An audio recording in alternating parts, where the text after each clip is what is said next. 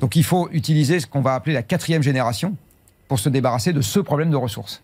Mais la 4e génération, elle n'est pas prête du tout. Alors elle a été pas loin d'être prête, et elle est prête ailleurs dans le monde, sur certains modèles. La 4e génération, c'était Phoenix et Super Phoenix. Alors Super Phoenix a été arrêté pour des raisons politiques, mais Phoenix a fonctionné pendant 30 ans. À bas bruit, c'était pas un enjeu politique, donc on l'a pas fait suer, et ça a marché, ça fonctionne. Le sujet aussi avec notre parc électrique, de production électrique, c'est celle du nucléaire. Un certain nombre de centrales sont prolongées de 10 ans, de 20 ans.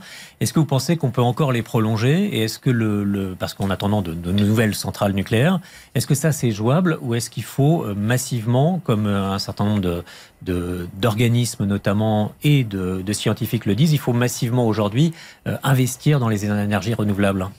Alors, il y a une idée qui court en France, qui est qu'une centrale nucléaire, c'est fait pour durer 40 ans, et qu'au 1er janvier de la 41e année, pouf, tel le carrosse de Cendrillon qui se retransforme en citrouille, le truc disparaît. L'idée, c'est de les prolonger jusqu'à 50 ans. Non, mais surtout, c'est pas comme ça que ça marche. En fait, une centrale nucléaire, c'est une pièce qu'on ne sait pas changer, qui est la cuve du réacteur, et tout le reste qu'on sait changer.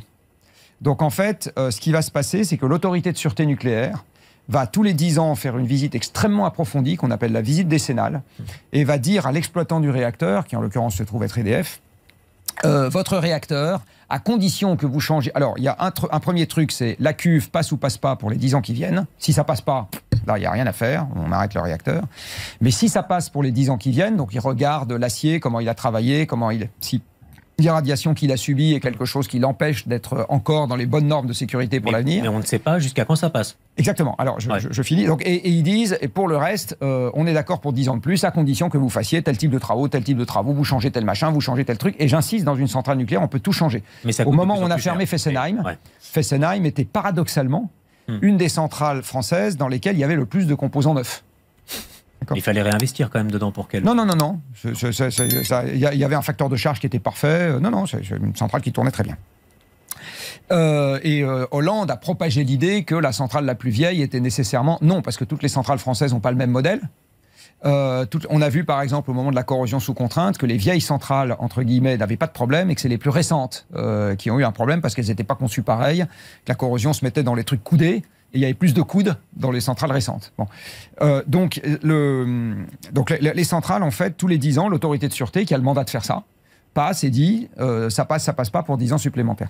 Aux États-Unis, par exemple, les réacteurs à eau pressurisée qu'ils ont, alors ils n'ont pas la même philosophie de sûreté que nous, mais ils ont tous été validés pour 60 ans. Et on parle pour certains de commencer à les prolonger à 80. C'est juste un problème, j'insiste, sur la cuve, qui est l'élément qu'on ne peut pas remplacer. Tout le reste, on peut le changer. Donc, et ça devient donc un problème économique essentiellement. Ça veut dire, selon votre raisonnement, qu'on n'est pas face à un mur, c'est-à-dire qu'il y a un moment où il va falloir arrêter un certain nombre de centrales. Ça, pour vous, ça n'existe pas. Pas tout au même âge. C'est comme les hommes ou les femmes. Ah oui, elles ont toutes été construites à peu près sur la même période. Oui, mais tous les gens qui sont nés la même année, ils ne vont pas tous mourir la même année. Oui, mais elles ont toutes été construites sur une période quand même assez... Oui, mais ça, il n'empêche. Vous avez, en fait, ce qu'il faut avoir, c'est presque une vue statistique. Aujourd'hui, on parle du nucléaire français. Un sujet souvent compliqué, mais essentiel. Entre les centrales qu'on prolonge au-delà de 40 ans, les nouveaux réacteurs modulaires et les chantiers qui explosent les budgets, on se demande, la France maîtrise-t-elle encore son énergie? Certains disent que le nucléaire, c'est l'avenir. D'autres pensent que c'est une bombe à retardement. Et vous, qu'en pensez-vous? Dites-le moi en commentaire, je veux vos avis sur ce débat.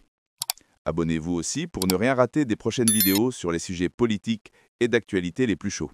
Allez, suivez la suite pour tout comprendre. Vous en juxtaposez autant que nécessaire pour avoir la puissance que vous avez envie d'avoir. Alors, c'est quand même quelque chose qui est particulièrement bien adapté à des installations qui sont un peu globalement moins puissantes que les réacteurs les plus puissants qu'on a actuellement en France, 1400 gigawatts, et moins puissants que les EPR qui en font 1600. Donc c'est du complément en attendant que... Alors, c'est pas pour les mêmes besoins. C'est pour mettre dans des endroits dans lesquels vous avez une consommation qui peut être moins importante, par exemple, ou bien c'est pour faire des économies d'échelle dans la construction, parce que vous allez avoir une construction en usine, ou etc. Donc ça ne correspond pas exactement aux mêmes besoins. Et puis à terme, ça peut aussi être des types de réacteurs qui ne sont pas les mêmes. Parce qu'on va avoir besoin, même dans le nucléaire, de changer le type de réacteur qu'on utilise, parce que les réacteurs qu'on utilise aujourd'hui, il n'y a pas assez d'uranium sur Terre pour qu'on puisse généraliser ce genre de réacteur pour le dire de manière un peu simple, pour remplacer la moitié des centrales à charbon qu'on a sur Terre pendant des siècles. Voilà, il n'y a pas assez d'uranium pour ça. Enfin, Donc il faut utiliser ce qu'on va appeler la 4e génération pour se débarrasser de ce problème de ressources. Mais la 4e génération n'est pas prête du tout. Alors elle a été pas loin d'être prête, et elle est prête ailleurs dans le monde, sur certains modèles. La 4e génération, c'était Phoenix et Super Phoenix. Alors Super Phoenix a été arrêté pour des raisons politiques, mais Phoenix a fonctionné pendant 30 ans. À bas bruit, c'était pas un enjeu politique, donc on l'a pas fait suer, et ça a marché, ça fonctionne. Mais est-ce que la France sait encore faire du nucléaire? Quand vous voyez le fiasco de l'EPR de Flamanville, par exemple, un coût multiplié par 6, une durée de chantier multipliée par 4, est-ce que la France sait encore faire du nucléaire? Je peux vous répondre de manière un peu taquine. Le budget à terminaison d'Eurotunnel, c'était 5 fois le budget initial. Donc je pourrais vous demander, est-ce que la France sait encore faire des tunnels? Bon, oui, de temps en temps, on y arrive. Donc il faut... là, pour l'heure, il n'y a pas 1 kWh qui est sorti de... Oui, mais ce que je veux dire, c'est que le coût n'est pas nécessairement le premier élément qui caractérise le fait que techniquement, on ne saurait pas faire. Ça peut venir de plein de raisons. Un des exemples, c'est quand vous arrêtez un chantier parce que vous êtes en attente d'une réparation, ce qui est le cas à Flamanville, vous avez ce qu'on appelle les intérêts intercalaires, parce que vous avez emprunté de l'argent pour construire la centrale, qui s'accumulent. C'est un peu comme le phénomène de la dette. Et ça vous augmente le coût du chantier, alors que vous payez pas un fournisseur. Enfin, si, vous payez un banquier ou un actionnaire. Mais... Donc, vous avez plein d'éléments qui peuvent expliquer le dérapage budgétaire. Plutôt compréhensif plutôt que sévère face à ce fiasco. Je ne dis pas que je ne suis pas sévère. Il y a des tas de trucs qu'on aurait pu probablement ne pas faire.